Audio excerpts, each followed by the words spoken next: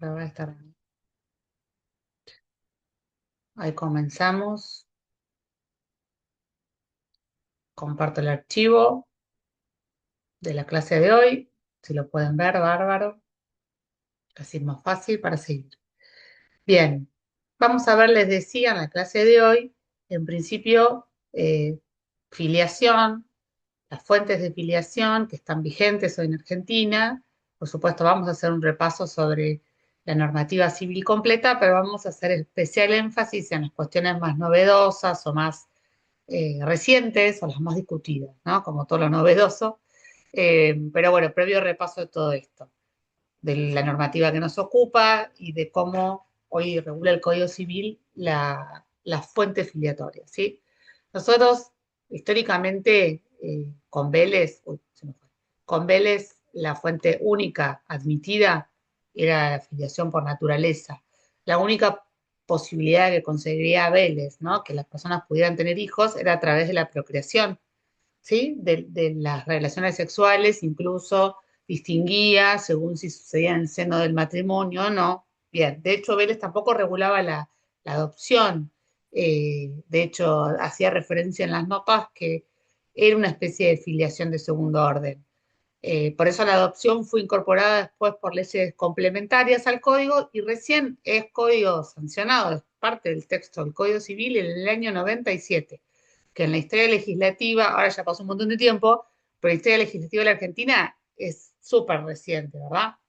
Bien, hoy tenemos, por supuesto, la filiación por naturaleza y la filiación por adopción, y lo que incorpora el Código Civil y Comercial como novedad, ¿sí? Es la filiación por técnicas de reproducción humana asistida, ¿sí?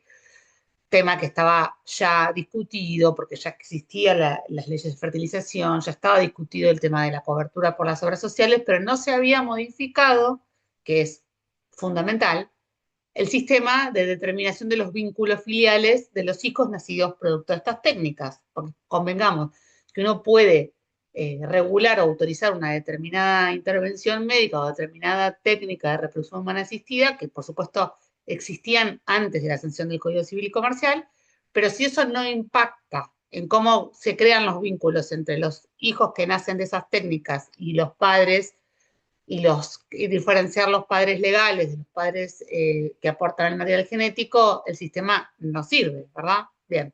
Lo que el Código Civil y Comercial viene a regular o intentar, vamos a ver hasta dónde llegaron con sus objetivos, es esa cuestión que sí rige en la Argentina desde el 2015. ¿Sí?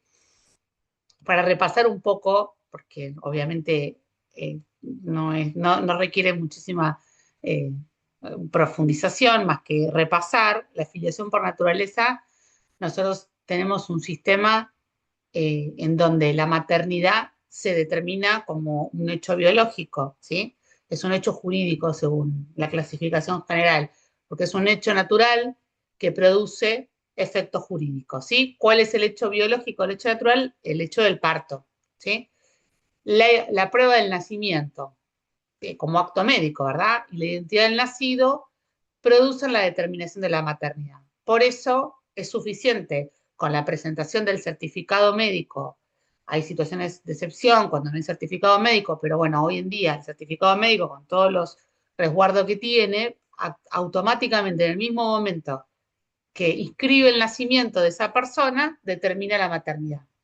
La madre que da a luz no necesita ir a establecer un vínculo con su hijo por su voluntad. La inscripción del nacimiento automáticamente determina su maternidad, ¿sí? En relación al segundo vínculo biológico, que Vélez hablaba de la paternidad, nuestro código ya no habla de paternidad porque desde la sanción de la ley de matrimonio igualitario se empieza a incorporar el lenguaje neutro. Digo, esta filiación puede provenir de un matrimonio de dos personas del mismo sexo, ¿sí? Bien, lo que establece el 566 es la presunción de filiación a favor de quién, del cónyuge o la cónyuge, sexo neutro, de la mujer que da a luz. Entonces, una mujer da a luz a un hijo estando casada, se presume que es hijo de esa pareja, ¿sí? ¿Hasta cuándo? Hasta que se produce la interposición de la demanda de divorcio, la de nulidad o la separación de hecho, y se cuentan 300 días a partir de allí. Ahí cesa la presunción.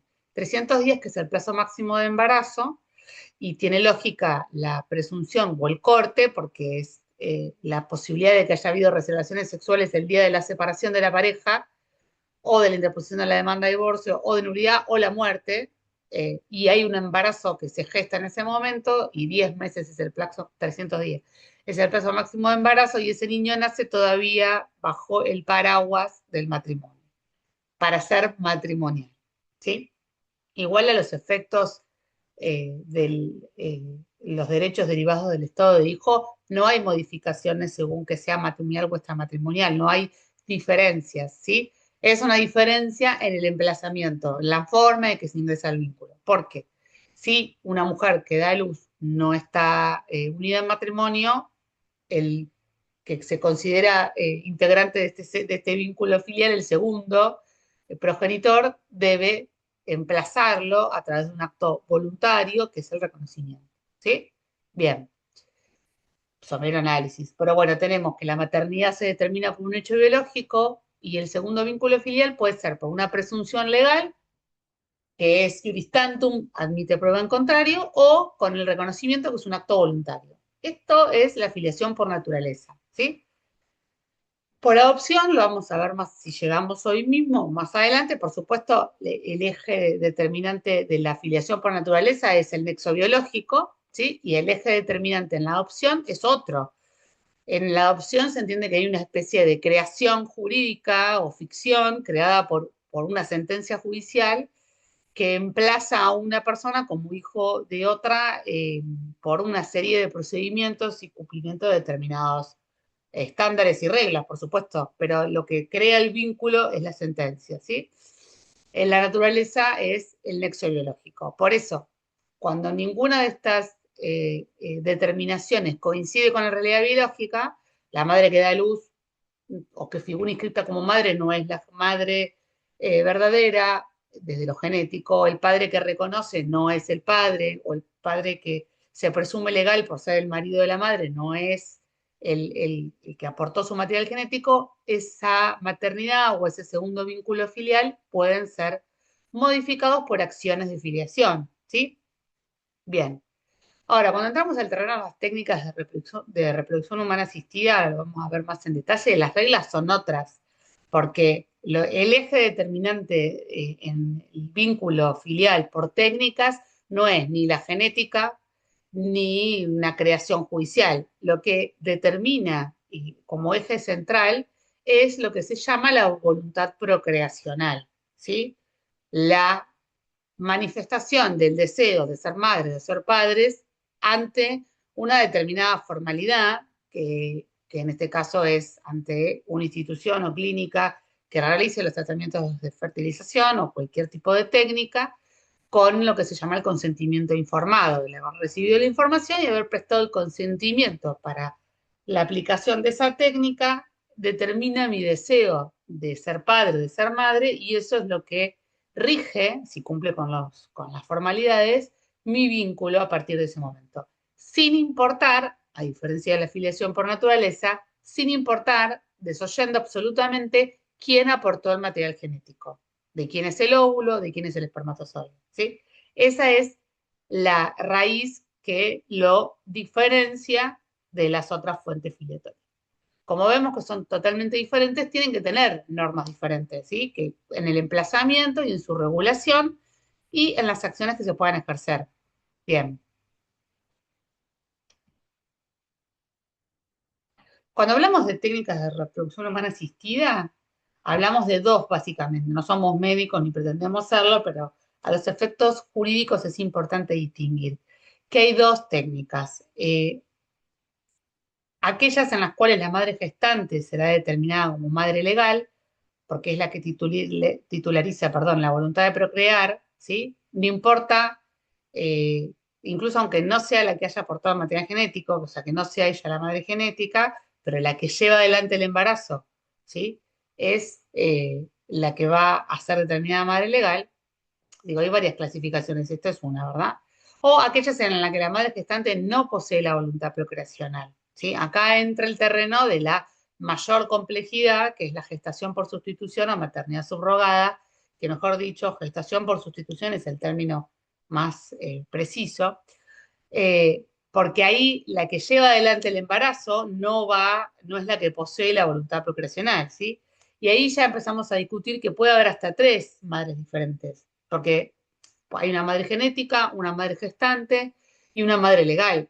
Pueden coincidir alguna de ellas, sí, por ejemplo, los óvulos pueden ser de la madre gestante, ¿sí? O de la persona que contrató el servicio o comitente o de un tercero, y el material genético masculino también, ¿sí? Ahí ya empieza a complejizarse, ¿sí?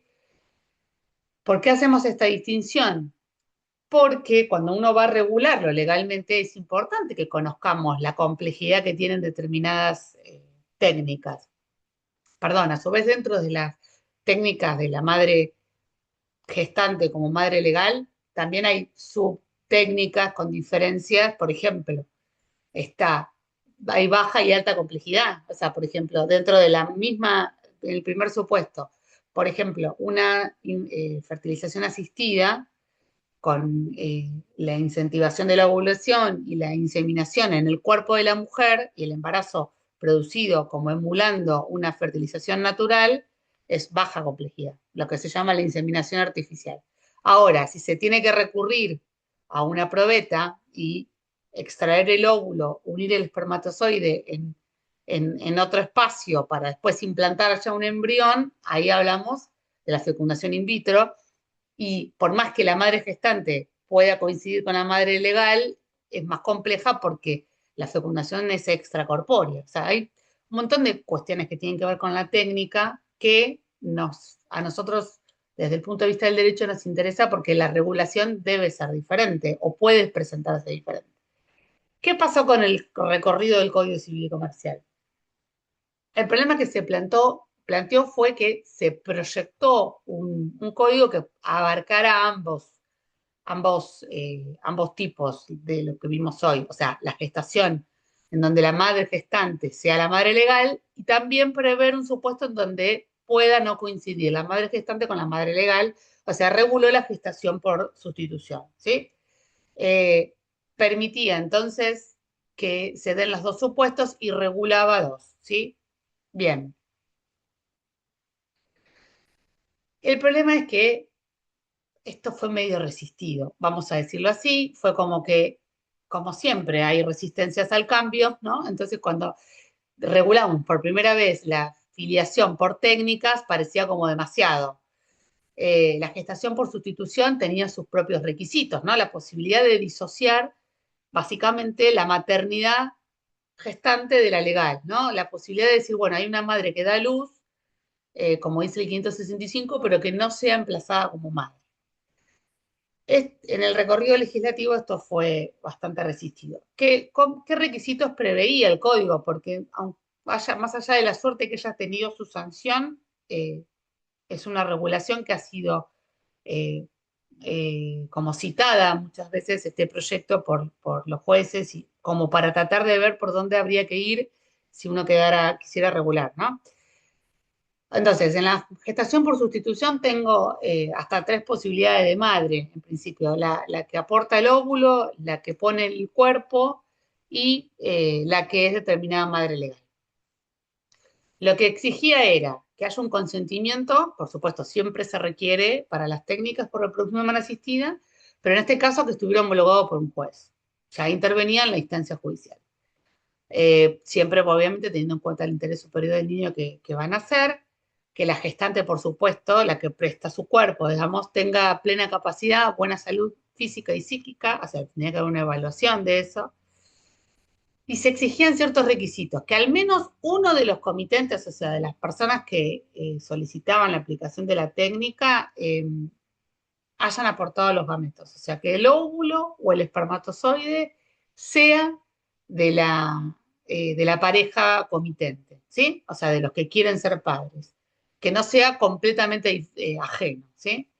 Que se acredite en los dos o en uno de los dos imposibilidad de concebir o llevar un embarazo a término, o sea, se le exigía acreditar la dificultad, no que fuera una libre elección. También se le exigía en el proyecto que los óvulos no sean o sea, de la gestante, que la gestante esté llevando adelante el embarazo con un óvulo que no fuera propio. Que no haya recibido retribución, que este era el más importante, porque el principal embate que ha tenido históricamente el llamado alquiler de vientres era justamente el término alquiler y el que tenga un valor económico, y ahí entraba en colisión con los objetos prohibidos para contratar, como que nosotros no podemos contratar sobre nuestro cuerpo o sobre la vida, o en este caso sobre un bebé gestado, ¿sí? Entonces, que no haya retribución, en algún punto algunos entienden que quita ese elemento del tráfico o de la cuestión comercial de por medio. Que no se someta al tratamiento más de 2 veces, la gestante no preste su cuerpo para esta situación más de 2 veces, y que haya dado al menos un hijo propio. Este último siempre me causó mucha gracia porque como, ¿cuál es el temor en la gestación por sustitución? Que la madre gestante se arrepienta, ¿no? Que geste, que lleve adelante un embarazo y que después no quiera dárselo a la familia comitente. Entonces, creo que el requisito de tener un hijo propio implica dos cosas. Primero, saber, tener conciencia de lo que lleva adelante un embarazo, obviamente prestarse a eso sin retribución, tiene que tener como un contenido, o sea, tiene que haber un conocimiento acabado. Y segundo, que ya tenga un hijo propio, como que con eso se achicaran los riesgos de volverse atrás en su voluntad. Bueno, un montón de requisitos, o sea, se la reguló con un montón de requisitos, pero se la reguló. Bien. También preveía el código, que bueno, ahora les cuento cómo era el proyecto completo y después vemos qué quedó de todo esto, obviamente, que ese consentimiento previo, libre, informado que se presta para someterse a la técnica, esto es para todas las técnicas, no solo para la gestación por sustitución, deba renovarse cada vez que se efectúa una nueva técnica. O sea, yo me hago una inseminación artificial hoy y mañana quiero hacer otra, o congelo los óvulos y los quiero implantar. Bueno, que cada etapa o cada nuevo tratamiento vos renueves el consentimiento, ¿sí? Que no haya una cuestión eterna. Igual también la posibilidad de revocarse, ¿sí? En la medida en que no se haya producido ni la concepción en la mujer o la implantación del óvulo, el 561, o sea, que uno tenga la posibilidad de volver atrás esa voluntad. Por supuesto, también tenemos leyes complementarias de tratamientos de todo lo que es técnicas, de ley de salud, de derechos del paciente, todas las que están nombradas ahí, que complementan. De hecho, todo lo que es el consentimiento informado está regulado en estas leyes con un detalle muchísimo mayor, obviamente que porque excede el Código Civil. Bien. Pero bueno, el eje de la determinación de las técnicas por técnicas, de la filiación por técnicas, son estos dos. El consentimiento libre es necesario para presentarse la técnica y tiene que renovarse cada vez y que uno pueda revocarlo, ¿sí? Y que los hijos iban a ser hijos ¿de quién? De quienes prestaran el consentimiento para esa técnica, ¿sí? Como en la filiación por naturaleza son hijos de la madre que da a luz y del padre, del cónyuge si hay un matrimonio, o del que reconoce si no hay matrimonio, en las técnicas iban a ser determinados padres los que prestaban este consentimiento, ¿sí? En cualquiera de sus modalidades. Si era gestación por sustitución, se pedían todos esos requisitos, ¿sí? ¿Hasta ahí vamos bien?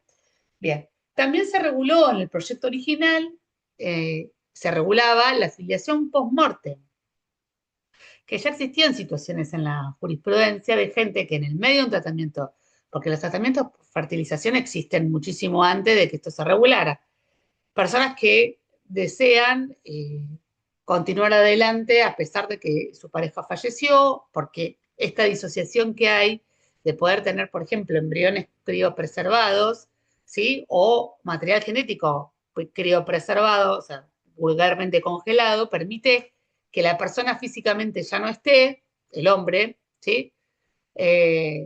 O la mujer, si hay gestación por sustitución, y que el embarazo se pueda llevar adelante y el hijo pueda nacer con uno de sus progenitores, de los que prestaron su consentimiento, fallecidos, ¿sí? El código lo regulaba y preveía, ¿sí? Que no era abierto para que yo dentro de 20 años tenga un hijo, porque tranquilamente la ciencia hoy lo permite, pero no, que la concepción de la mujer y la implantación del embrión haya sucedido antes del fallecimiento o a lo sumo, o sea, antes del fallecimiento poder continuarlo, y si fue luego del fallecimiento solo hasta un año, después del fallecimiento, ¿sí? Esto tiene que ver también con no jugar demasiado con hacer Dios en relación a que una persona que se murió hace 30 años pueda tener un hijo hoy, ¿no? Aparte del tema de certezas, de seguridad jurídica, ¿bien? Porque crío preservado puede durar un montón de tiempo. Después de un tiempo dicen que ya la viabilidad de los embriones o del material genético baja, pero bueno, en realidad hoy la ciencia todo lo permite. Bien. Entonces la ley ponía este límite 1 año después de la muerte y también obviamente exigía o preveía que surja el consentimiento expreso del que ha fallecido a que esto sucediera, que se pueda tener en ese consentimiento informado que haya prestado expresa conformidad a que el tratamiento pueda seguir adelante incluso falleciendo. ¿Sí? Bien, hasta ahí vamos bien. Bien. Por supuesto, también regulaba un tema súper discutido en esta cuestión, que es el derecho a la información. El derecho a la información en relación a, bueno, el sistema para que exista, por ejemplo, un banco de esperma con donante, tiene que ser en su esencia anónimo, ¿no? Porque si yo no voy a generar vínculo filiatorio con la persona que dona el esperma, por ejemplo, o el óvulo, o sea, el que dona el material genético, no va a ser determinado padre ni madre, ¿cuál es la razón de tener que revelar su identidad? Y muchos entienden que hacerlo no anónimo, revelar la identidad de los donantes, atenta contra el sistema, porque nadie aportaría con el riesgo, la posibilidad de que, como siempre digo, que después los vengan a buscar, ¿sí? Entonces, es fundamental con un sistema de ovodonación o de donación de esperma establecer, o sea, con material genético heterólogo, se llama, o sea, una técnica heteróloga con aporte de terceros, que exista reserva de esta identidad. Entonces, el código preveía que solamente podía avanzarse sobre la información, revelando la identidad del donante por razones debidamente fundadas, evaluadas por la autoridad, ¿sí? Es como un extremo muy grave y en forma judicial, y si no, por el centro de salud interviniente, aunque sea información relativa a los datos médicos del donante cuando hay riesgo para la salud. O sea, no saber quién fue el que aportó el material genético, pero yo necesito saber si tengo antecedentes de determinada información y poder obtenerla del centro de salud. ¿Sí? Bien. En el trayecto de la sanción del código, el proyecto se presenta así, como se los conté en el Congreso, ¿no? En el trayecto del trámite legislativo están mochando muchas cosas. En realidad, básicamente dos. Se elimina la gestación por sustitución, se entendió que era demasiado para un primer paso legislativo disociar la maternidad, ¿no? De esta manera. Y la filiación post-mortem, que también pareció como demasiado Walt Disney, digo yo, y creyeron que era demasiado fuerte. Son resistencias, en realidad creo que son los momentos. En el trámite de la sanción legislativa, con tal de poder avanzar con lo que se estaba buscando, algunas cosas se resignan. Bien, entonces se elimina la gestación por sustitución y lo que queda como código para determinar el vínculo filial, yo les había dicho que el proyecto decía que eran padres los que prestan su consentimiento, ¿sí? Y en el 562 final quedó que son los nacidos por la técnica de reproducción humana asistida son hijos de quien dio a luz, ya está. O sea, volvemos al criterio de que la madre siempre es cierta, como en la filiación por naturaleza. O sea, el hecho del parto es el que determina la maternidad, no hay posibilidad de ser gestado en otro vientre, ¿sí? Y del hombre o de la mujer que también ha prestado su consentimiento previo, informado y libre en los términos de 560 y 561, inscrito en el registro de la capacidad de las personas, con independencia de quien haya aportado los gametos. Entonces, es madre, hay una sola, como dice el dicho, y el adagio romano, ¿no? Que la madre siempre es cierta, y el segundo vínculo se establece, sí, con el que haya prestado su consentimiento a la técnica, ¿sí? Madre es la que da luz. Eh, lo que aclara la norma es no importa quién haya aportado los gametos. ¿Qué significa? Pueden suceder mil situaciones de baja complejidad, como en el cuerpo de la mujer, con sus propios óvulos, recibir una inseminación artificial, con el material genético de la pareja o con el material genético de un tercero, donante. Esa es una fertilización asistida simple. Puede ser que no, que se haga in vitro y se implante luego. En ese caso puede ser que el óvulo sea de la mamá gestante, de la madre legal, o no, que haya también donación de óvulos y donación de esperma o esperma de la pareja, pero se implanta luego, ¿sí? Ahí vemos que puede haber una donante de óvulo y la madre que da luz, ¿sí? Pero la que gesta y la que da luz, o sea, la que gesta es la que da luz, es la legal, ¿sí? No nos y deroga toda la regulación de la gestación por sustitución. No permite esta posibilidad, la ley, de disociar el parto con la maternidad, ¿sí? Y la filiación post-mortem la elimina también.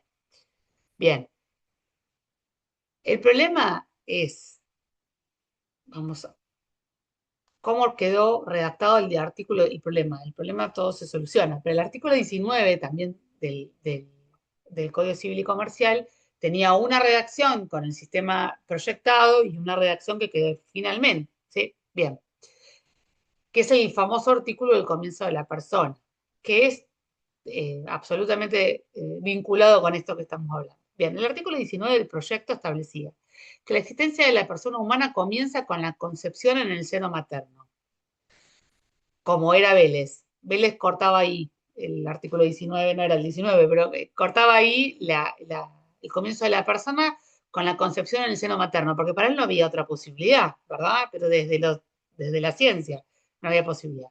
Y se agregaba, en el caso de técnicas de reproducción humana asistida, comienza con la implantación del embrión, sin perjuicio de que prevea la ley especial para la protección del embrión no implantado. ¿Qué significa? Si la concepción se produjo en el cuerpo de la mujer, ya sea en forma natural, por filiación por naturaleza, por relaciones sexuales, o por inseminación artificial, ya sea con material genético de la pareja o no, no importa, con óvulo propio, vamos a decirlo, sin una implantación de embrión extracorpóreo, digamos, el comienzo de la persona es el mismo, ¿no? Para la ley es el mismo, cuando se produce la concepción, ¿sí? En el caso de las técnicas de mayor complejidad que realiza el embrión, o sea, la unión del óvulo y del espermatozoide se dan afuera del cuerpo de la mujer y lo que se hace es implantar el embrión, ahí la ley entiende que el momento es diferente, porque la concepción como unión de células sexuales se produjo fuera del cuerpo de la mujer. Y esto no se puede considerar una persona, según el artículo 19 del proyecto, necesita implantarse en el cuerpo de la mujer, ¿sí? Para comenzar a ser persona, ¿sí? Y agregaba el proyecto sin perjuicio de la ley especial para protección de embriones no implantados. Lo que se entendió en ese momento es que el embrión no implantado, congelado o lo que fuera, no podía tratarse como un desecho hospitalario, un desecho médico, que debía darse un trato con una naturaleza jurídica diferente, ni como persona, pero tampoco como un desecho médico, ¿sí? Habría que determinarse su naturaleza y buscar una figura que lo proteja o que lo preserve. Se habló siempre de la posibilidad de hacer adopción de embriones, etcétera, porque es verdad que encima es un tema que da para mucho más, pero es muy frecuente que con el tema de lograr el éxito en el tratamiento se estimula muchísimo y se generan muchos embriones y no se implantan todos, tienen protocolos, entonces quedan conservados y las personas no necesariamente quieran tener otro hijo más adelante, entonces, ¿qué pasa con esos embriones? Más allá del trato que se le vaya a dar a ello, para el artículo 19 no eran personas los congelados, ¿no? Bien. Esta última parte era como que también hizo muchísimo ruido en el trámite legislativo, como hizo ruido la gestación por sustitución y como hizo ruido la fecundación post-mortem. Entonces el artículo 19 lo cortaron. El proyecto quedó, la existencia de las personas humanas comienza con la concepción. Ahí, abierto. Parecería una victoria de los que sostenían que solo es con la concepción, que no puede haber tratamiento de embriones, pero en los hechos, hay una interpretación viene del fallo de la Corte Interamericana, Artavia Murillo, que habla de qué es concepción, ¿no? Yo puedo entender a la concepción como un acto instantáneo de unión entre las células, o en realidad la concepción es, que es lo que dice Artadia Murillo, ¿no? Un proceso complejo que comienza con la unión de las células sexuales femeninas y masculinas y que puede terminar incluso mucho tiempo después con la implantación en el cuerpo humano, porque el embrión para ser persona tiene que ser viable y el embrión por ahora no es viable si no se une al útero de la mujer. Digo por ahora porque hay un montón de cosas dando vuelta que nos superan y que la posibilidad de gestar embriones en úteros artificiales, bueno, un montón de otras cosas que nos explota la cabeza porque no podemos ni regular lo que entendemos. Pero bueno, en algún punto este artículo 19 quedó así, pero puede permitir, seguimos con la misma discusión. Esta ley, esta discusión excede también el derecho de familia porque es la discusión que se dio con la ley del aborto, ¿no? Porque si uno entiende que es persona en un momento y no en otro, la punibilidad cambia. Bien, bien. El 561, como queda sancionado, el consentimiento informado, dice que el consentimiento es libremente revocable mientras no se haya producido la concepción en la persona o la implantación del embrión. O sea, el 561 quedó con la redacción original del 19, quedó previendo las dos opciones. Entonces yo digo, la concepción en el cuerpo de la persona es con un tratamiento simple. Si hay una implantación de embrión y yo puedo revocar mi consentimiento hasta que ese embrión se implante, no puedo considerarlo que es persona. ¿Me siguen? Si yo ya considero que es persona en la probeta, no puedo revocar mi consentimiento. ¿Me siguen? Tengo que darle trato, o sea, revocar mi consentimiento a una cuestión que yo considero persona, también es renunciar al mínimo a la responsabilidad parental, ¿sí? Si no es homicidio, porque si van a descartarlo, ¿sí?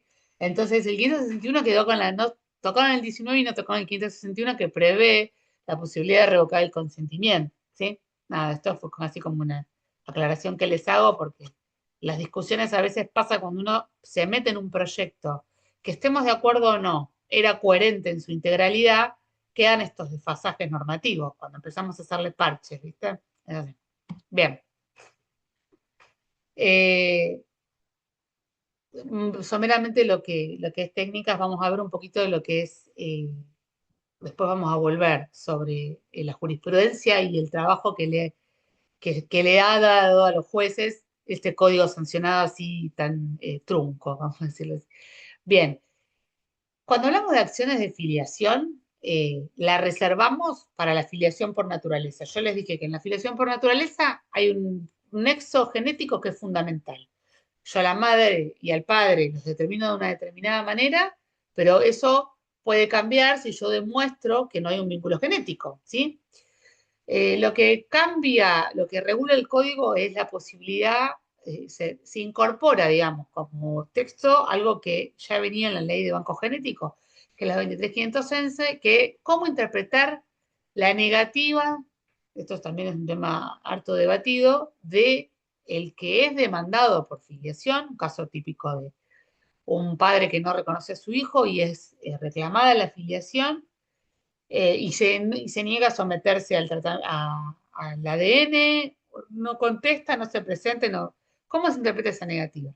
Ya la 23.511 lo regulaba y ahora lo incorpora al Código Civil en el sentido de tomarlo como un indicio grave contrario a su posición, en el entendimiento que la persona que se niega a someterse a un ADN para verificar una filiación está hablando por sí misma, vamos a decirlo, no lo vamos a obligar a hacer en este contexto privado, ¿no? A, a- a una extracción compulsiva, que quizás sí se debate en otros temas donde esté involucrado cuestiones de orden público, pero su negativa va a ser interpretada en forma de que algo tiene que ocultar.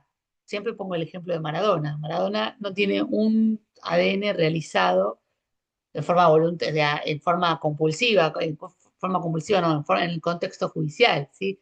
Y tienen varias sentencias de filiación en ese sentido, porque, digamos, si vos no tenés nada que esconder, no tendrías problemas someterte a la prueba de ADN. Sobre todo que hoy es absolutamente inocua y súper, para nada invasiva. Es un hisopado bucal, yo siempre digo que naso bucal.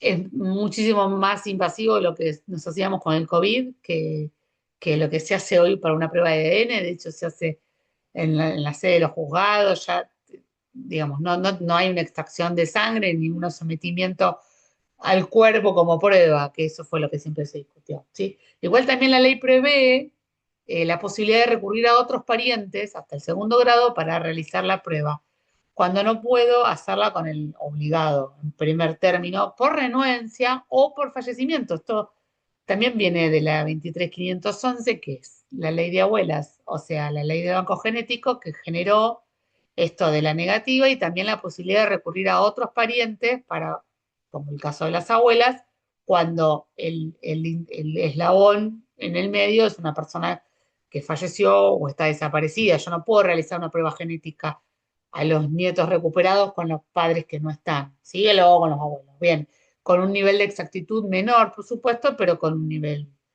posible. También, como último recurso, en caso de prueba genética post-mortem, la posibilidad de exhumar el cadáver, o sea, si no hay posibilidad de recurrir a otros parientes, también la posibilidad de la exhumación del cadáver está regulada en forma excepcional, ¿sí?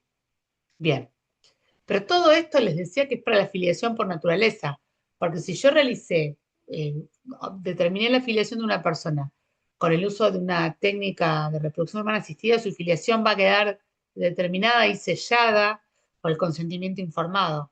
Como no, prescinde expresamente de la identidad genética, no hay ADN que cambie la historia. O sea, si un hijo es producto de una técnica y es inscripto como hijo de los comitentes, o sea, de las personas que prestaron su consentimiento, ¿sí? Los que solicitaron esa técnica y prestaron su consentimiento informado, no hay acción de filiación que se permita para, por ejemplo, reclamarle la paternidad al padre real o impugnar la de los mis padres legales, ¿sí? Porque en ese el eje no es la genética, sino el consentimiento, ¿sí? Cuando el eje no es la genética, no hay acción de filiación posible, ¿sí? Bien, yendo a la filiación por naturaleza, lo que el código también establece es la posibilidad de la legitimación del Ministerio Público para reclamar la filiación en los casos de que llegue a conocimiento del Ministerio Público la inscripción de niños sin filiación, sin una segunda filiación determinada, ¿sí? La posibilidad de citar a la madre, explicarle, esto también estaba en el Código Civil, eh, los derechos a la identidad de su propio hijo o, digamos, la responsabilidad que tiene la madre de reclamar la filiación al progenitor que no se la dio voluntariamente para promover la acción de reclamación. Pero necesita la conformidad de la madre. Necesitaba en el Código Civil, hoy no. El Ministerio Público, si tiene información, puede realizar esa reclamación, ¿sí? Y también en este capítulo el código regula la posibilidad de pedir alimentos provisorios durante el trámite de reclamación de filiación, que es algo eh, fuera de lo habitual porque para los juicios de alimentos se requiere probar el vínculo y en este caso lo estamos reclamando, no lo tenemos. Bueno, se prevé en forma cautelar la posibilidad de reclamar alimentos, ¿sí? Bien. Y otro tema importante en las acciones de reclamación de la filiación es qué pasa, es un supuesto muy común, qué pasa cuando es el progenitor que quiere reconocer un hijo o que cree que un hijo es suyo y lo quiere reconocer, pero tiene dudas acerca de su identidad. Como el reconocimiento es irrevocable, no puede después decir lo pensé mejor o me di cuenta que no es mi hijo, tiene una responsabilidad de tener certeza en esa información, eh, no tiene una acción judicial, porque la acción de reclamación es para el hijo, no es para él. Lo que se ha entendido que puede utilizar una acción declarativa de certeza para poder llevar a la otra parte, a la madre en este caso, a un proceso y poder realizar en el marco judicial una prueba genética que arroje certeza, por eso es una acción declarativa de certeza, sobre su vínculo de parentesco, de filiación y poder reconocer en consecuencia, ¿sí? Porque el padre no tiene una acción de reclamación, ¿sí? El padre va y reconoce. Pero bueno, para poder realizarse esa prueba de ADN en el camino. ¿Sí? Bien. Después, en las acciones de desplazamiento, bueno, vamos a hacer un resumen, prevé acciones de reclamación y acciones de desplazamiento, la impugnación de la maternidad, de la filiación presumida por la ley, impugnación preventiva, negación de la filiación presumida por la ley, impugnación de reconocimiento, son todas acciones para desplazar los vínculos que se determinaron legalmente. Básicamente, la gran reforma es que no se hacen distinciones en quién puede ejercer la acción, hijo, madre, cónyuge y todo tercero que invoque un interés legítimo. Ustedes saben que para impugnar la paternidad del Código Civil, la madre no podía, el verdadero padre biológico tampoco podía. Bueno, hoy sí, porque se entendió después de muchísimas declaraciones de inconstitucionalidad que la madre puede impugnar la filiación presumida por la ley de su marido, porque está también en juego otras cuestiones de raigambre constitucional, y la igualdad entre el hombre y la mujer es fundamental, como la posibilidad del tercero, que considera que es el padre legítimo, el padre real, y el tercero, el padre biológico, que no tenía acción para desplazar la presunción de filiación, hoy sí la tiene. Eh, Hay dos acciones específicas, la negación de la filiación de la presunción legal, que sí queda reservada para el cónyuge, y la impugnación del reconocimiento, que yo les dije que el reconociente no puede impugnar su propio reconocimiento. Esto está así, voy pasándolo porque ya lo saben seguramente, es un repaso. Y lo que cambió también son los plazos de caducidad, porque el mayor problema es que ante la intencionalidad de preservar, ¿no? De dar seguridad jurídica y estabilidad a los vínculos, se establecían plazos de caducidad y decíamos muchas veces que la acción nacía caduca, porque capaz ya habían pasado 1 o 2 años, que era el plazo anterior, desde el nacimiento y la acción caducaba, la acción de desplazamiento, ¿no? La impugnación de la filiación, por ejemplo, presumida por la ley. Hoy se establece que hay un plazo de caducidad de 1 año, pero lo más importante es que comienza a correr no desde el nacimiento solamente o de la inscripción del nacimiento, que sería desde el emplazamiento, sino desde que la persona que quiere impugnar conoce que el hijo no es suyo o sospecha que el hijo podría no ser suyo. Entonces, un padre que tiene los hijos matrimoniales y se entera que los hijos que la ley presumió que eran suyos y que él no tuvo razón tampoco para discutirlo o sospecharlo, se entera hoy, por divorcio, muchas veces, que no son de él o que alguno no es de él, no tiene la acción caduca, porque a veces son chicos grandes, ¿no? Tiene la posibilidad de ejercerla si pasó 1 año desde que tuvo conocimiento de la duda, al menos, ¿sí? Bien. Esto como para repasar un poquito las acciones judiciales que se dan en el marco de la filiación por naturaleza. ¿Sí? Hasta acá, ¿estamos bien? ¿Sí? Es el repaso como del marco normativo. Bien, fuimos muy rápido. Ustedes me detienen, ¿eh? Porque me quiero centrar en lo más novedoso o lo más discutido. Porque bueno, eh, acciones judiciales especiales, claro, en realidad la falta de regulación de la filiación post-mortem y la gestación por sustitución no impidió que las situaciones siguieran sucediendo. A mí, digo, me encanta porque el legislador cree que es el ordenador de la vida de las personas. No, las cosas siguieron pasando y la gente siguió necesitando regular determinadas situaciones, ¿sí? Eh, la necesidad de legislar algo nace como la resultante de una problemática, ¿no? Que existe y preexiste y va a seguir existiendo, aunque el legislador no lo regule. Entonces, ¿qué empezó a pasar? Lo que pasaba antes de la sanción del código es que la gente acude a la justicia a reclamar sus derechos o establecer determinadas acciones. Bien, bien.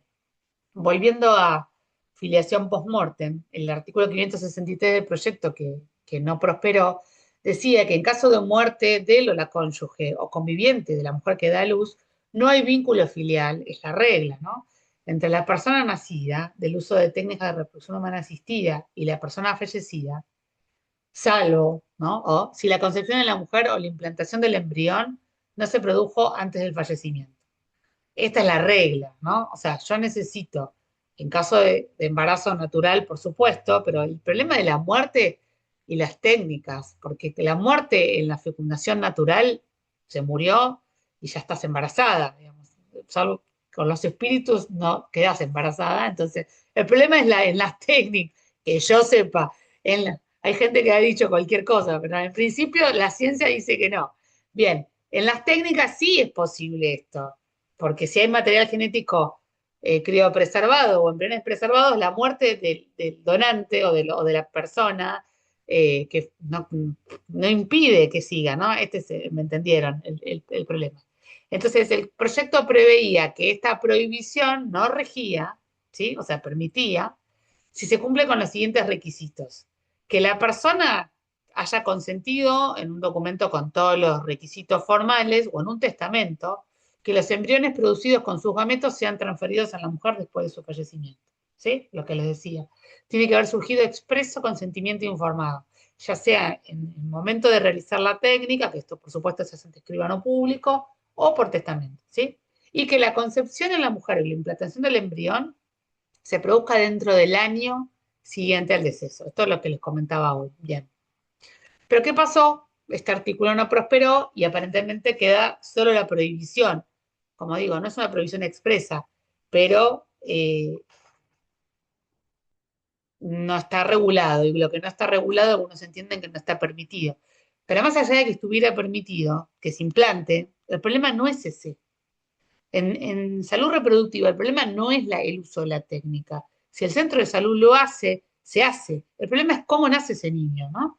¿Qué emplazamiento filial tiene? Porque que nazca y no sea reconocido como hijo de la persona, porque no nació en el momento que tenía que nacer, eso le trae problemas en la determinación de su vínculo. ¿Bien? Esto siguió pasando en la práctica, entonces hay casos en la jurisprudencia, eh, hay casos de personas que estaban en tratamiento y fallecieron por una forma trágica, y después hay personas, que esto es lo más frecuente, eh, que se someten al tratamiento por la enfermedad, ¿no? Por ejemplo, el tratamiento para el cáncer genera durante mucho tiempo imposibilidad de concebir. O sea, anula la capacidad de concepción de las células reproductoras, tanto femeninas como masculinas. Entonces, es muy frecuente en una persona que se va a enfrentar a un tratamiento contra el cáncer, una mujer, por ejemplo, con, congele sus óvulos o un hombre congele su esperma, ¿no? Entonces, con la idea de poderlo terminar, o sea, pasar el tratamiento y retomar donde dejaste, que quizás te pasó un montón de tiempo y vos ya sobre todo en la mujer, que hay como un tiempo para la fertilidad, que no se haya pasado el tiempo y poder ya estar tranquila que tenés tus óvulos congelados. Bueno, hay gente que muere en ese tratamiento, ¿no? Pero digo, la fertilización post-mortem surge cuando hay gente que estaba en tratamiento y murió hay un caso de un accidente, pero también mueren por la misma razón que los llevó a realizar el tratamiento. ¿Me siguen? Congelar sus óvulos o su esperma o tener un embrión criopreservado a sabiendas de que no iba a poder hacerlo en el corto plazo. ¿Me siguen? O sea, es muy común que esto que se dé. Bien. Acá hay un fallo del Juzgado Nacional de Primera Instancia en lo Civil número 98, de Capital, obviamente, del año 2022, que dice, al no tratarse de una práctica prohibida por la ley, lo que les decía hoy, no hay impedimento para admitir la fertilización post-mortem en el ordenamiento jurídico. Sin embargo, es un supuesto de excepción y solo puede otorgarse en casos particulares. O sea, fíjense que a pesar de no haber sancionado el 563 original, la idea sigue estando. Que no esté prohibido, está permitido, eso lo dice en la Constitución. Y sí tengo que tratarlo como un procedimiento de excepción. El problema es que yo ya no tengo las reglas del 563. No tengo el año ni la regla del consentimiento informado, pero la jurisprudencia, ¿qué hace? Medio que hace lo mismo. O sea, el juez cumple la función de autorregularse con claramente las mismas reglas, ¿sí? Entonces, ¿qué dice el fallo? Dice, consiste en la realización de una técnica de reproducción humana asistida mediante la utilización de gametos de la persona fallecida o con embriones de los miembros de la pareja o matrimonio. Pueden darse los dos casos, que lo que haya quedado criopreservado sean los embriones o simplemente óvulos o esperma, ¿sí? En el caso, este caso se trata de embrión. O sea, ellos habían llegado hasta la fecundación de un embrión, no a la implantación, ¿sí? En este caso se trata del primero de esos supuestos, perdón. de gametos, este es de gametos, o sea, habían congelado los gametos, no había embrión, toda vez que se pide el uso de muestras de semen criopreservados por el esposo de la peticionante. O sea, el esposo es el que tenía congelado su semen y falleció, ¿sí? El fundamento y también interpreta la voluntad de esta persona que falleció, con un último deseo del causante expreso tan claro e indudable enunciado en su testamento. Otorgar así un poder irrevocable a su cónyuge con indicaciones brindadas en igual sentido. Dicho un testamento le ha expresamente decidido que continuara con ese tratamiento y utilizara ese semen. Es notorio que en este caso quedó demostrada de manera sobrada la voluntad progresional para continuar con su proyecto de familia con la peticionante aún después de su muerte. Fíjense que se busca lo que decía el 563, que sea fehaciente el consentimiento de la persona que falleció, interpretar su voluntad de que él prestó el consentimiento cuando realizó, empezó los trámites en el centro de reproducción y donde congeló su semen y lo estableció ahí con el fin de continuar. Ahora, lo que no todos prevén, ni en su historia clínica, ni en un testamento, es qué hacer, qué pasa si me muero. Bueno, en este caso fue por testamento. Entonces, la voluntad del que falleció está clarísima, ¿sí? Que es quizás la que nos falta. Y si está clarísima, ¿por qué no seguir adelante?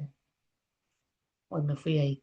¿Sí? Entiendan, este es el espíritu. Y también prevén muchas veces el tiempo. Está bien, ya no tengo el plazo de un año para legalmente, pero sí hay un consenso de que tiene que ser un plazo razonable, ¿sí?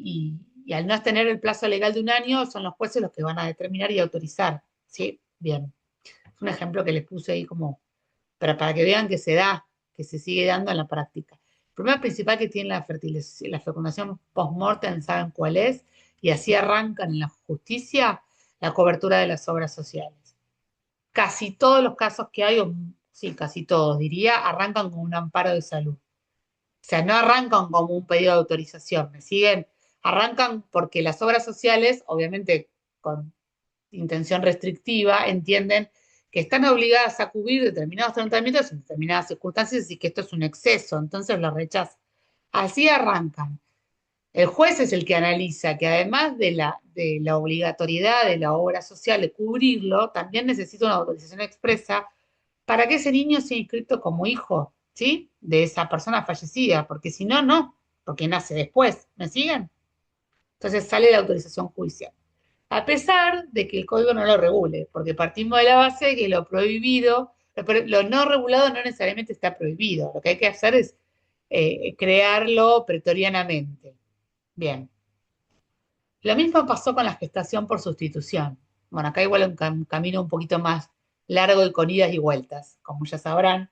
Bien, repasamos. El 562 del Código Civil dice, los nacidos por las técnicas de reproducción humana asistida son hijos de quien dio a luz. O sea, ahí quedó sepultada la posibilidad legal de regular la gestación por sustitución. Y del hombre o de la mujer que también ha prestado su consentimiento previo, informado y libre en el término del 560 y 61, inscrito en el registro de las personas, con independencia de quién aportó los gametos. ¿Sí? Entonces, el problema que tenemos es eso de hijos de quien dio a luz. Si yo soy una mujer, tengo mis óvulos y necesito una donación de esperma o necesito una fecundación in vitro, pero implantan el embrión en mi cuerpo y gesto y doy a luz y soy la madre comitente, está todo fantástico. El problema es si yo no puedo gestar, ¿sí? O el problema más general es si, o sea, no hay posibilidad de gestación dentro de los miembros de la pareja, que es porque hay una mujer que no puede llevar adelante un embarazo o son dos hombres, porque convengamos que el principal problema de la gestación por sustitución se presenta en las parejas homosexuales de hombres, porque no tengo úteros. Si hay un útero, hay posibilidad de saltear este problema. ¿Me siguen? Entonces, si tengo un útero que no puede gestar o no tengo un útero, la única forma de ser padre de esta forma, ¿no? Por técnicas, es recurriendo a la gestación por sustitución, ¿verdad? Bien, ¿qué ha pasado? A pesar de que no se reguló como se preveía, llovieron es una manera exagerada, pero hubo muchos casos en todo el país de solicitudes judiciales, ya sea como parte de salud para la cobertura, ahí están las vías utilizables. Hay millones de fallos. Bueno, millones es una exageración nuevamente, hay muchos fallos. Les traje algunos ahora, los más nuevos, los más importantes, pero para que tengan como hicimos como un paneo de todos, cuál es la vía procesal utilizada para entrar este tema en la justicia. Eh, muchos hasta allá ahora ya creo que no, pero en una época los centros de salud lo hacían igual el tratamiento, no pedían ningún tipo de autorización judicial.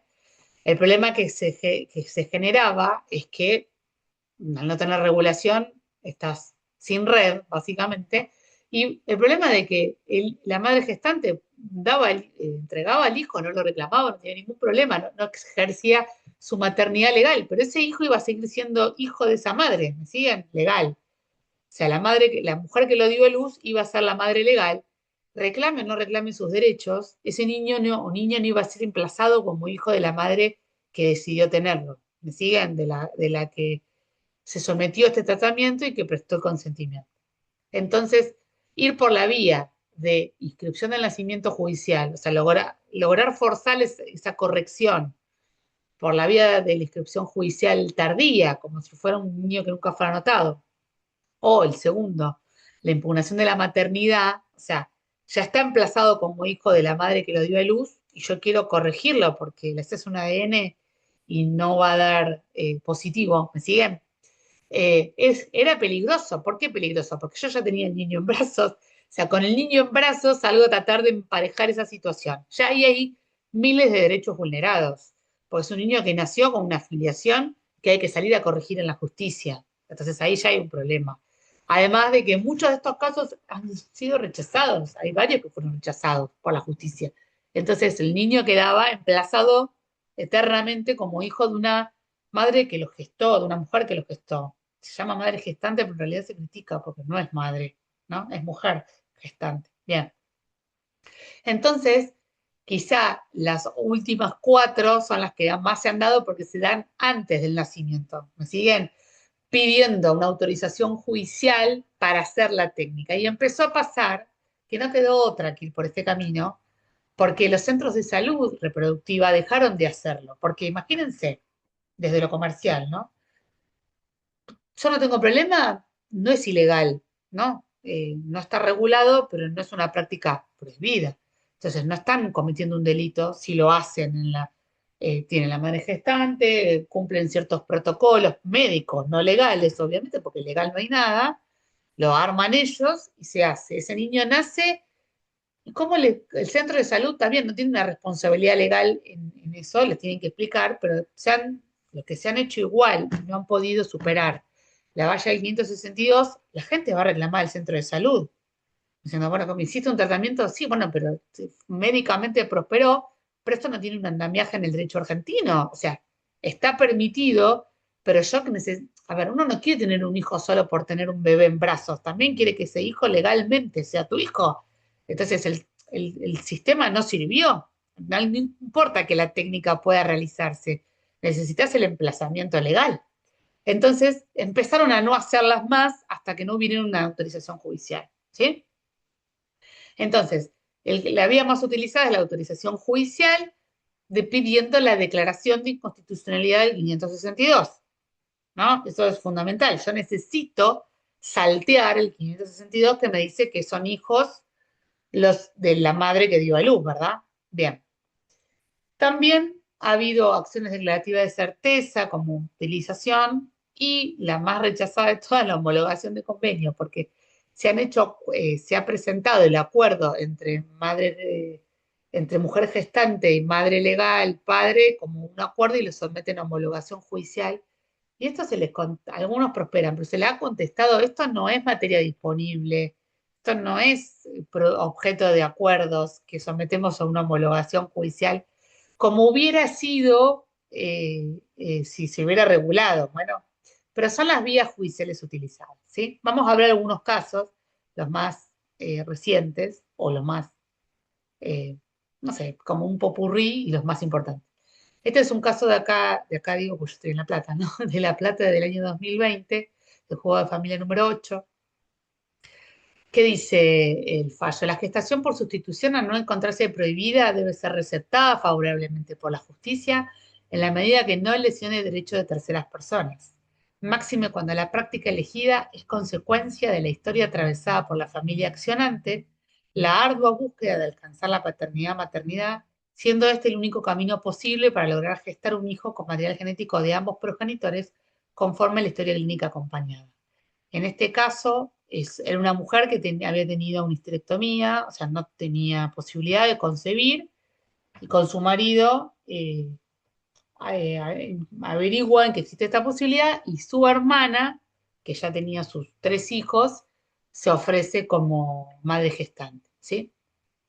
El artículo 562 del Código Civil y Comercial, que determina quién da a luz es la o la progenitor de los niños nacidos por técnicas, es inconstitucional, pues si bien no imposibilita la realización de la gestación por sustitución, o sea, no la prohíbe, trae como consecuencia la falta de inscripción registral con aquellas personas que ejercen este derecho humano fundamental, vulnerando sus libertades individuales y su capacidad de autodeterminación en materia reproductiva, al impedirse la materialización concreta de su deseo, como diciendo, no alcanza con que no esté prohibido y que yo la pueda hacer.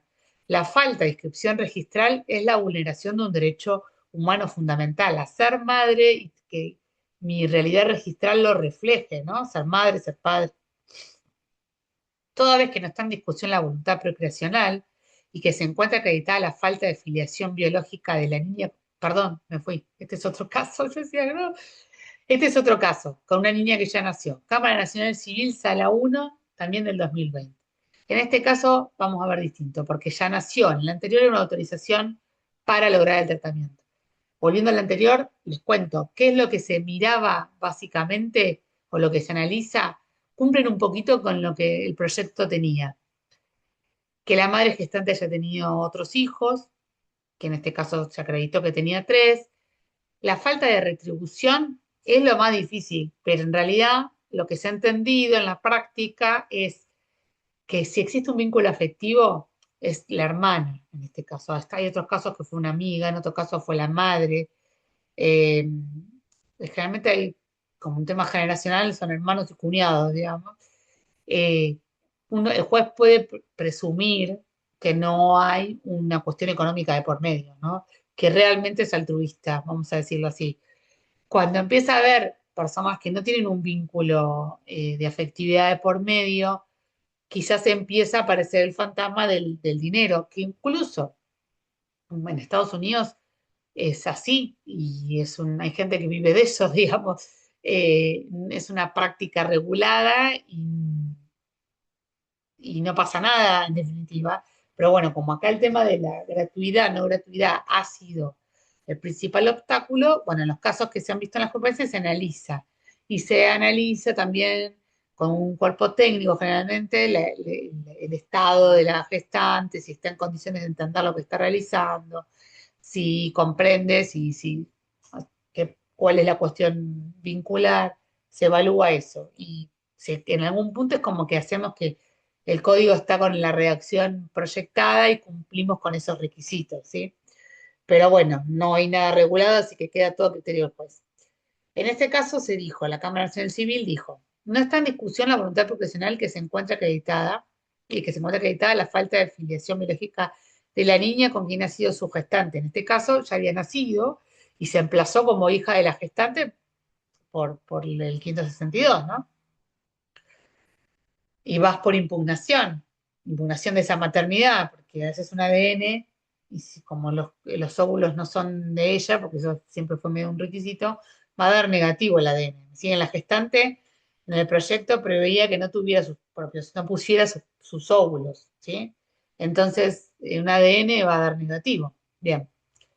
Entonces, más allá, está clarísimo que esto es así, dice la Cámara, sería absurdo obligar el emplazamiento de una persona como madre de un niño con quien no tiene vinculación biológica alguna por el solo hecho físico de haber dado a luz, ¿sí? Cuando manifiesta expresamente que pretende ese desplazamiento. Ella hace una impugnación de su propia maternidad, digamos, de la madre gestante.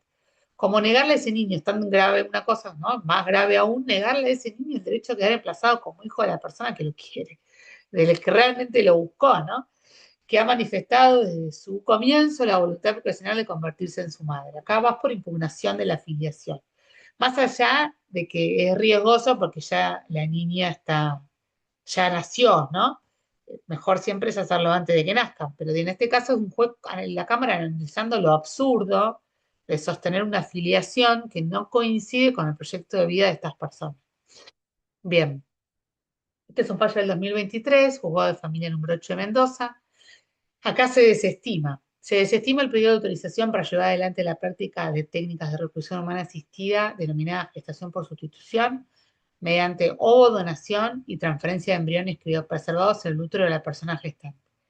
¿Por qué? ¿Qué es lo que vieron acá? El conocimiento de la pretensa gestante y el matrimonio que peticiona habría, perdón, surgido en redes sociales. No ha quedado acreditado en tanto elemento esencial para el juez, porque en ley no hay nada, ¿no? Para verificar la construcción de un vínculo genuino y espontáneo de afecto de la presencia de altruismo como motivación de la gestante y a la vez descartar cualquier empleo de la mujer como objeto. El tema del dinero de por medio trae a la mujer como mercancía. Es muy, o sea, otros países lo han resuelto, nosotros nos resistimos un poquito más. Entonces, la cuestión de garantizar el altruismo, que no haya una transferencia de dinero, que no haya sido producto de un contrato comercial, es fundamental en la jurisprudencia, pues ya les digo, legalmente no quedó. Y en este caso no cerraba la relación entre la gestante y el matrimonio. Era de reciente data, había surgido por redes. Lo que digo es si al llevar adelante el embarazo de otro, eh, con lo que eso implica, no solo en cuestiones físicas de tu cuerpo, sino del dar a luz un hijo y entregarlo, es un acto de altruismo altísimo, entonces en algún punto es sospechoso que no lo haga una persona que sea de tu entorno más cercano, tu afecto más directo, ¿no? Entonces acá se sospechaba la existencia de dinero de por medio y se rechazó. Se considera, por eso insisto, a pesar de que el proyecto no se aprobó, quedó el vacío legal, que ahora vamos a ver, la Corte dice que no hay un vacío, pero bueno, quedó esta cuestión sin regular, los jueces se agarran de lo más próximo que tienen, que fue el proyecto. El proyecto pedía garantizar que no haya habido entrega de dinero. ¿Cómo lo garantizás? Como les contaba hoy, a través del conocimiento entre las partes y a analizar sus reales intenciones. Y ante la sospecha de que hay dinero, los jueces lo rechazan. No digo que haya que rechazarlo, pero bueno, los jueces lo rechazan. Bien. ¿Y qué pasó? Les puse tres ejemplos, hay muchísimos más, de hermanas. Hay un caso de una abuela muy joven, también, amigos, amigas, que se prestan para la gestación, se analizan todos más o menos lo mismo. ¿Qué pasó en el 2024? Ya habrán escuchado, ahora, ayer, el 22 de octubre del 2024, la Corte nos había expedido al respecto desde la sanción del Código Civil y Comercial y salió este fallo tan todavía hoy cuestionado y criticado que establece, igual es con votos en disidencia, no es unánime, la Corte. La Corte entiende, ahí lo vamos a leer expresamente, pero la Corte entiende que no hay un vacío legal. En líneas resumidas, ahora lo vamos a leer los fundamentos. La Corte entendió que el 562 es claro. El legislador, teniendo la posibilidad de arreglar una cosa diferente, reguló que la maternidad no se modifica. Y eso es legal y que el juez no puede convertirse en legislador. Que la inconstitucionalidad es un recurso de última ratio, que con esa que lo que ha pretendido la jurisprudencia, que era mayoritariamente aceptaba la autorización de la gestación por sustitución, fue suplir la tarea del legislador, modificar la tarea del legislador, que el legislador tuvo una harta discusión respecto a este tema. Ustedes recuerdan que el proyecto de código es del 2012, se sanciona en el 2014, para entrar en vigencia en el 2015, o sea, hay muchísimo debate y concluyó el Congreso en quitarle la posibilidad, no es quitarle la posibilidad, es determinar que la madre es la que da luz. Eso es básicamente lo que dice la Corte. En contra, vamos a decir, en contra de toda la jurisprudencia a nivel nacional que venía dándose, les dijo un fallo de La Plata, un fallo de Mendoza ahí en Córdoba o en Capital, ¿sí?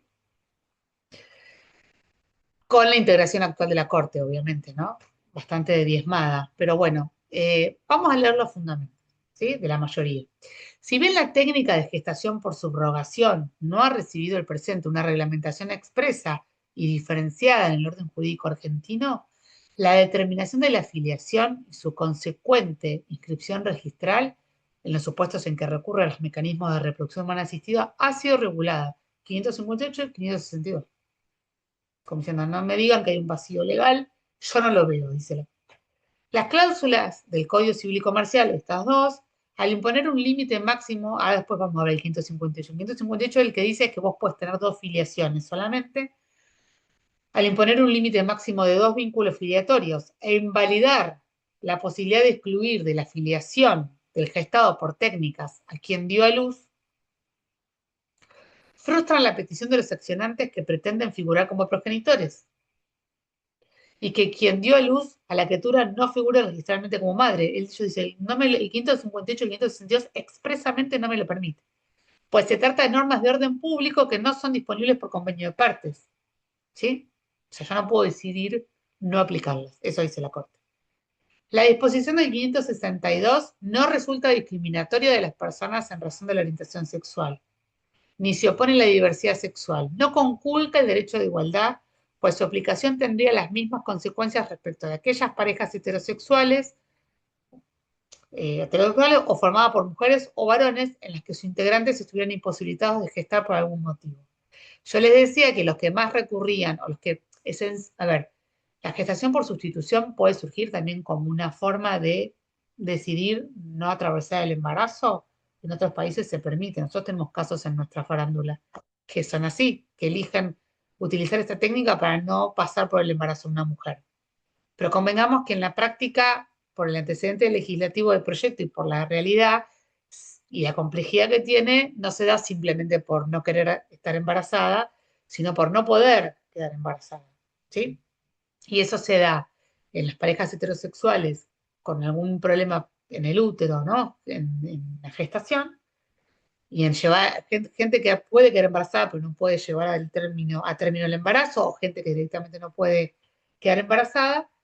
Eh, y este problema es intrínseco y es fundacional en las parejas homosexuales varones, porque no hay un útero directamente, ¿sí? Entonces se planteó que quitarles esta posibilidad implica una discriminación por cuestiones de género, porque una pareja de hombres no puede acceder a la filiación como pareja, ¿no? Porque cada uno por su lado, sí, por supuesto, que es lo que termina pasando. Se terminan torciendo las normas, ¿no? Utilizando otros recursos, pero como pareja legal no pueden ser padres si no recurren a una gestación por sustitución. Les queda la adopción, que es lo que siempre le dicen todos, como si fuera una fuente filiatoria diferente. Y lo que se sostiene es que uno tiene que poder acceder al proyecto. Está perfecta la adopción, pero yo tengo que poder elegir el proyecto de vida. Si yo no afecto derecho de terceros, ¿por qué no puedo elegir el proyecto de vida que a mí me sirve y yo deseo? ¿Por qué la Corte me dice tenés la adopción? ¿Sí? Si yo quiero ser padre de otra manera. Son todas fuentes filiatorias legítimas, pero yo no puedo, ya naturalmente no puedo acceder a una de ellas. ¿Me siguen? Bien. La Corte entiende que no es discriminatorio porque afecta por igual a parejas heterosexuales y homosexuales. Yo les agrego, no afecta por igual, porque las parejas heterosexuales es no solo por un tema de estadística, es en parejas heterosexuales que tienen un problema en particular. En cambio, las parejas homosexuales de hombres es en todas. ¿Entienden? Bien, para la Corte considera que no.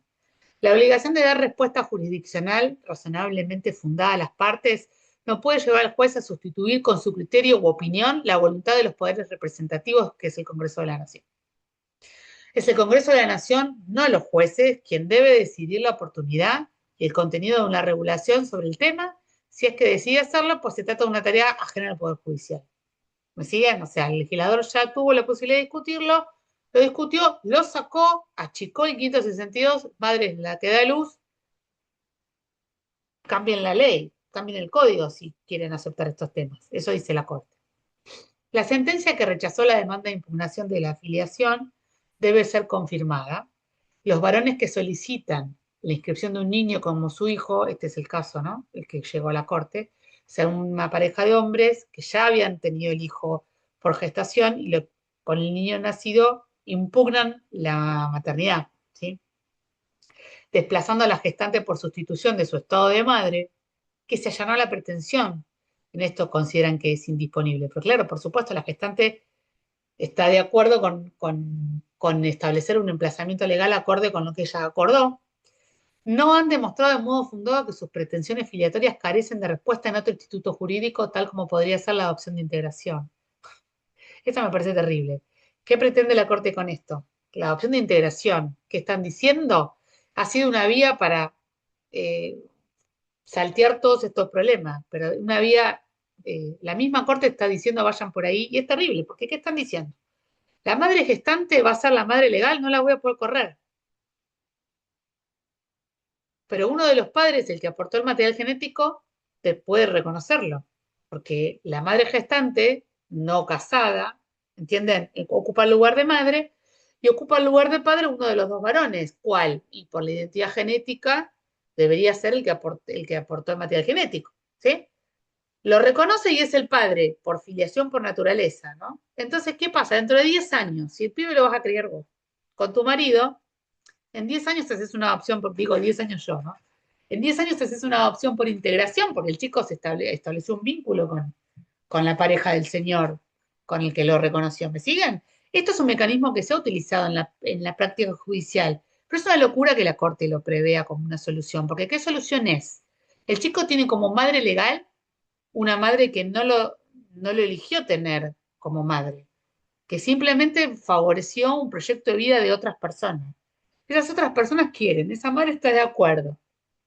Le está diciendo que reconozca como si hubiera sido una afiliación por naturaleza y que el otro lo integre como adoptante para correr a la madre gestante. ¿Entienden? O sea, la Corte está dando como alternativa puentear el sistema y darle al niño una entidad real de acá a 10 años después de un juicio de adopción. ¿Me siguen? Claro, doctora, y entiendo que ahí no refleja la realidad igualmente de lo que está sucediendo. Para Una nada. locura. No refleja la realidad y les está diciendo que el camino que tienen que seguir es torcerlo, torcer las normas que ya tienen, ¿sí? Porque además la identidad del niño de crecer en el seno de una familia cuando su identidad registral refleja otra cosa. Y ustedes saben que para una adopción por integración, yo necesito generar un vínculo con el progenitor que traigo a mi vida, que es la pareja de mi padre. O sea, necesita pasar tiempo. El juez de la adopción va a evaluar que yo llame papá. O sea, tiene que pasar tiempo porque el vínculo se formó y lo que hace el juez es reconocerle su carácter. Entonces, el chico capaz va a vivir cuántos años en una afiliación equivocada, discordante con su realidad, discordante con el proyecto de vida que esta familia se plantó. Bueno, esto lo dice la Corte. Resultan claras las palabras elegidas por el legislador en cuanto a que en todos los casos en que se utilizan técnicas de reproducción humana asistida, el hecho de dar a luz determina el vínculo filiatorio. Sigue diciendo. En los casos de gestación por sustitución existe un bien a tutelar, que es el interés superior del niño, que no siempre se garantiza con la enorme variedad de acuerdos, muchos de ellos puramente comerciales. Hay un sesgo ideológico, creo yo, y de medio extraño. Y también hay una cuestión de género que hay que atender y se trata de la vulnerabilidad social de las mujeres gestantes, que cuando están en condiciones de pobreza extrema podrían ser víctimas de una comercialización que las afectaría gravemente. Es verdad, yo no digo que no. Es verdad que si nosotros Sí, sí, regulamos, pero yo sí, entiendo que a veces, por más que esté, generalmente, bueno, por lo menos los casos que yo conozco, a las mujeres que van a ser gestantes, generalmente, no sé si puede ser que estén en una situación de vulnerabilidad económica, pero generalmente se están en una situación de salud y atendidas mucho más que otras mujeres que no están comercializando el vientre. no, que las adopciones tan malavidas muchas veces, por supuesto. Sí. Y aparte, si existe este problema, que puede ser, esto no es, me parece que no es un argumento para prohibir, porque lo está haciendo, o para desacreditar una técnica, sino establecer cómo garantizar que no haya vulneración. O sea, por la posible vulneración, elimino la posibilidad, en vez de, como decís vos, asistir desde los efectores de salud y todo los equipos que sean necesarios a garantizar que no haya una cuestión de comercialización producto de la extrema pobreza o del aprovechamiento de la situación de la pobreza. Digo, en todos los ámbitos debería garantizarse, no en este solo. La solución a esto no es prohibirlo, ¿no? Sino garantizarlo. Pero bueno, es el argumento de la Corte, hasta Corte Suprema. Bien, a pesar de eso, les puso un poco un sesgo, un tono, pero bueno, no lo puedo evitar, porque yo siempre digo, uno puede pensar diferente, eso no está mal, no está bien, iba a decir, me falló el subconsciente, no está mal. Y puedes justificarlo, y los criterios legales pueden ser, o las interpretaciones pueden ser diferentes. Yo te puedo entender un montón de cosas del argumento legal, pero utilizar argumentos de este tipo me parece terrible. Me parece que deja mucho, que dejó, ¿no? En mí, en toda la comunidad jurídica, mucho un sabor amargo, y bueno, por eso traigo a su vez fallos que, a pesar de el temor de los fallos de la Corte, más allá de que nosotros sabemos que la jurisprudencia es para el caso concreto, este pobre matrimonio, ¿no? Que no pudo corregir la filiación y que probablemente termine haciendo lo que la Corte le dijo, ir por adopción de integración. Sabemos que baja línea, ¿no? Sabemos que no es vinculante, pero hasta ahí. No. Bueno, a pesar de eso, quizás va a ser un argumento utilizado para los que dudan, que los jueces que dudan si esto Por el niño también, es por el terrible, niño que ahí está, es terrible para su identidad. terrible, porque no le importó básicamente su realidad, su identidad. Bueno, a pesar de eso, sigue habiendo fallos en la jurisprudencia que autorizan. No todo está perdido, digo, porque como no es vinculante, digo, yo creo que va a ser un fallo que generó muchísimo más horror en la doctrina que en la jurisprudencia, por suerte. ¿En qué sentido? Que va a ser utilizado como antecedente para aquellos que están convencidos de que no iban a autorizar y que se sentían como... Hay jueces que tienen sus preconceptos, como todo ser humano, y que ahora encuentran en el fallo de la Corte un argumento, pero los que consideran que esto prospera y que en el caso concreto van a seguir autorizando a pesar de lo que la Corte haya dicho, ¿no? Digo, por suerte en esto, ¿no? Este es un fallo del año pasado, de San Isidro, Juzgado de Familia 4. La autorización judicial para realizar un procedimiento de reproducción humana asistida mediante gestación por sustitución intrafamiliar debe ser admitida porque se acreditó que la peticionante no puede gestar por razones médicas, esto sigue estando, que la gestante actúa de manera voluntaria, altruista, sin voluntad procreacional, que todas las partes cumplen condiciones emocionales, vinculares y de salud mental adecuadas conforme a informes interdisciplinarios. O sea, evalúan todos estos elementos para convencerse. La ausencia de regulación específica no impide el reconocimiento de los derechos constitucionales y convencionales a la vida privada, autonomía reproductiva y conformación familiar, por lo que corresponde inscribir al nacido como hijo exclusivo de los comitentes, previa prueba genética que acredite el vínculo, y disponer la cobertura médico y seguro de vida para las gestantes según lo ofrecido. Esto también, la cobertura médico-asistencial es importante, desestimando el pedido de licencias laborales por exceder la competencia del juzgado. Le habían pedido, se pasaron, ¿no? Un poquito. Dijeron, ya que estás, avisales, Bueno, no. sí, sí, la licencia por maternidad, paternidad que vengan. Es otro tema, pero después de familia dijo, bueno, chicos, yo llego hasta acá. Autorizar la práctica, ordenarles que lo inscriban como hijo de la pareja, hasta la cobertura de médico asistencial se las doy. Pero ya la licencia laboral vayan a otro fuero. Es buenísimo. Bien, y otro tema, yo quería darles tantos temas, pero bueno, otro tema súper, súper top, súper novedoso o súper en boga, porque fíjense que la Corte ya está hablando de los dos artículos complicados, el 562 y el 558, que en su último párrafo dice, ninguna persona puede tener más de dos vínculos filiales, cualquiera sea la naturaleza de la filiación. En esto de mamá, papá, mamá, mamá, papá, papá, pero dos.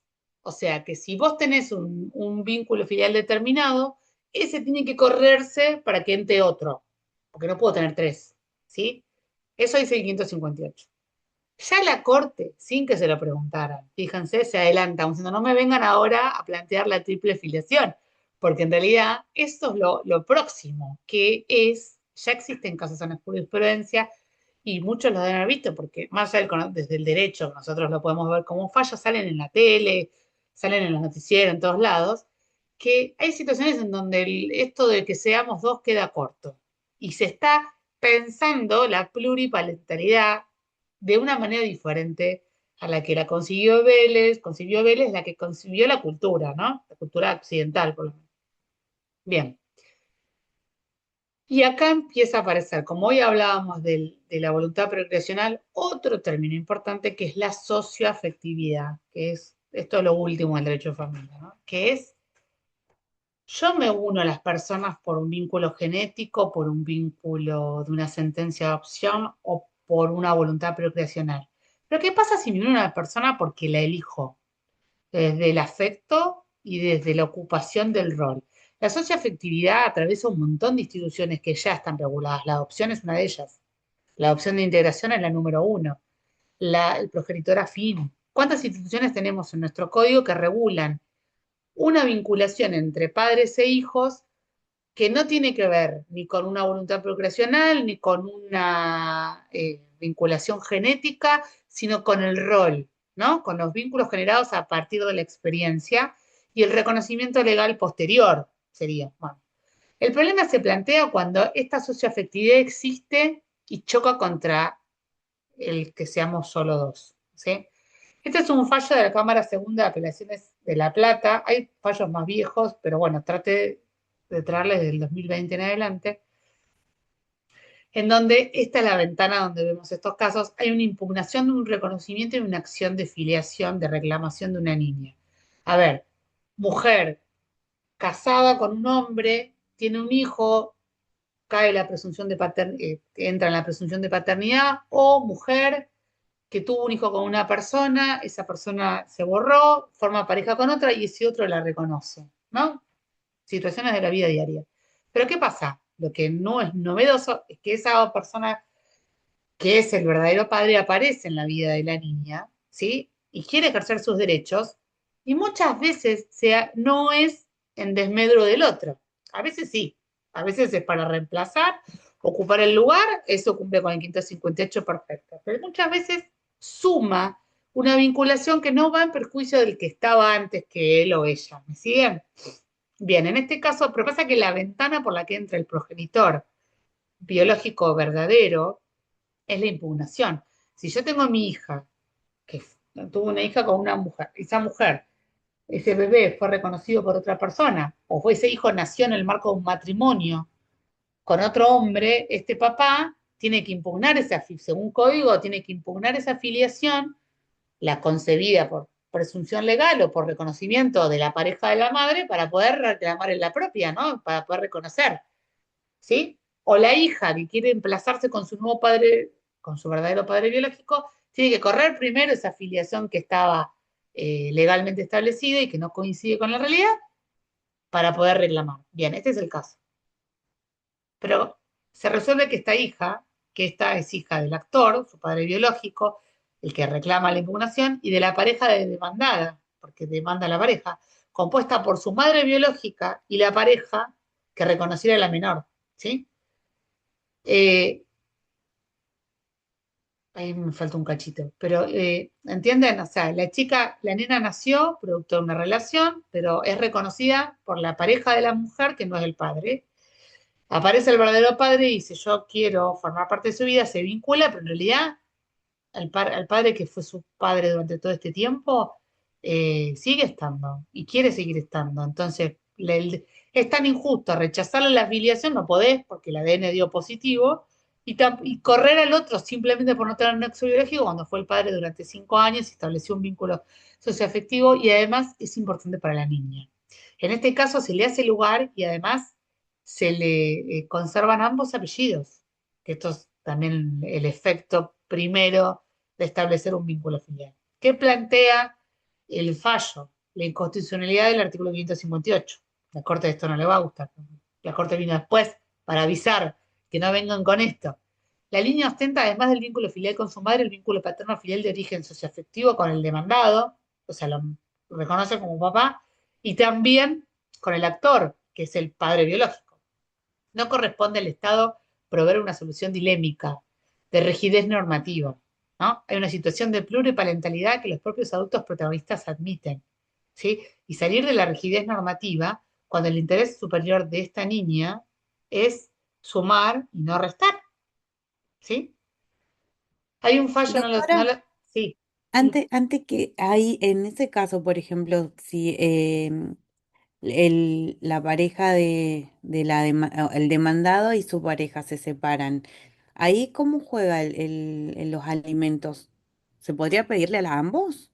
¿Por Es que si igual está, son ustedes piensan responsables? que con el reconocimiento de la sentencia, los tres, tiene tres progenitores, la madre y los dos padres. Como consecuencia directa de un emplazamiento filial, vos estás en ejercicio de la responsabilidad parental. Y como ejercicio de la responsabilidad parental, tenés obligación alimentaria. Todos los efectos se aplican.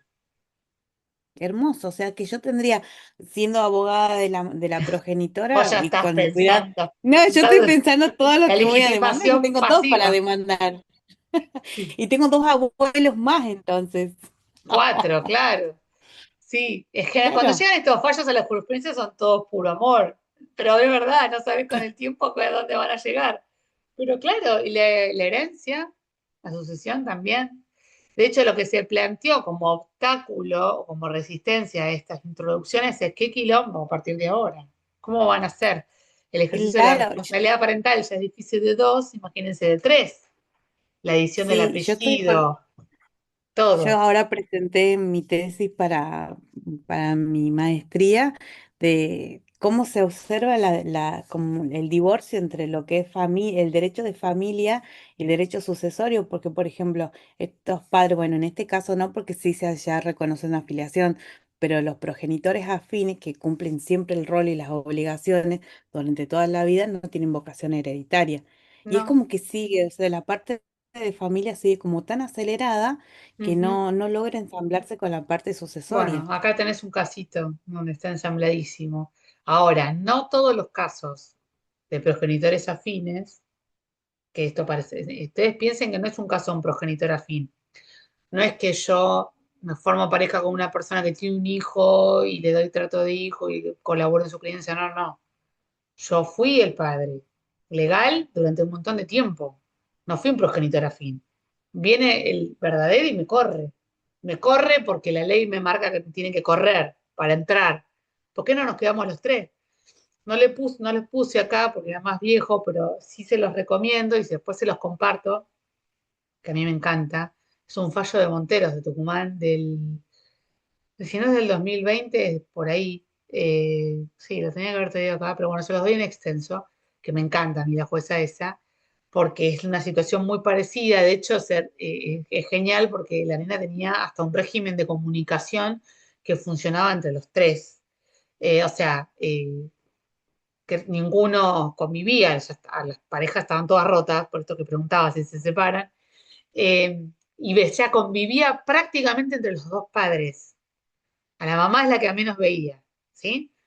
Eh, y la nena vivía en medio de la selva y la jueza basta, cuenta todo. Y la sentencia, lo que a mí más me gusta de esta sentencia, es que está escrita para la nena. Es linda de leer, nosotros estamos acostumbrados a leer fallos sacramentales, aburridísimos, que nosotros podemos leer, pero que la gente no lo va a entender si no se lo decodifica. Esta sentencia está escrita para la nena, no saben lo que es, después se las mando. Cuando me manda el PowerPoint se las mando, porque es divina. Y ahí es lo que se ve en juego, qué es lo que le pasa a esa nena, porque esa nena no tiene problemas en vivir con los tres y en relacionarse con los tres. Y los tres son referentes afectivos importantes en su vida. ¿Por qué? Por una, como dice acá el fallo que les leí antes, por una rigidez normativa la van a privar de eso. ¿Sí? Porque lo dice el 558, bueno, la Corte le diría eso a esa chica.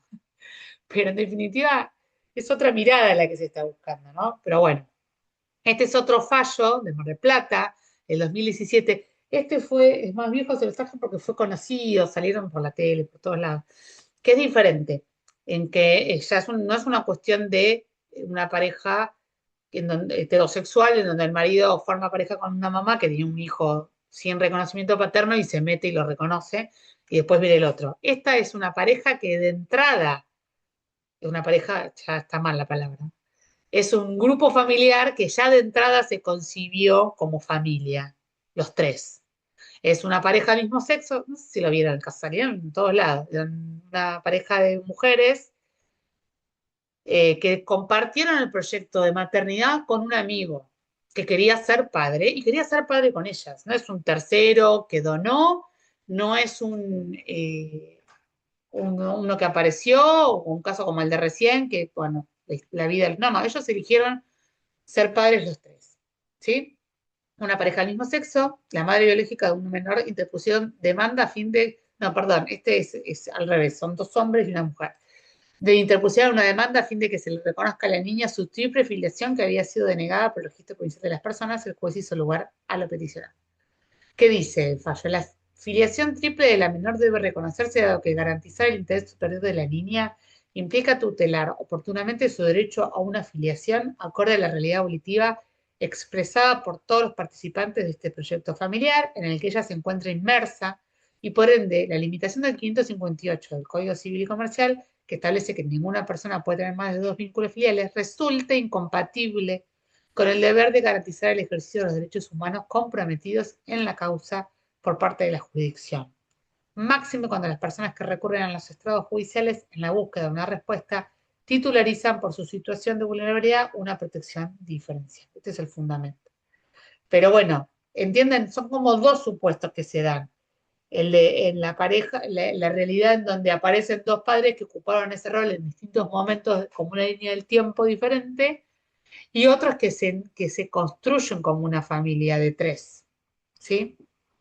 Los dos implican mover la valla del 558, ¿sí? Bien, hasta acá fui a las chapas, pero vamos bien. Yo tenía un poquito más de adopción, pero son 8 menos cuarto, me van a matar. Paren que detengo la grabación.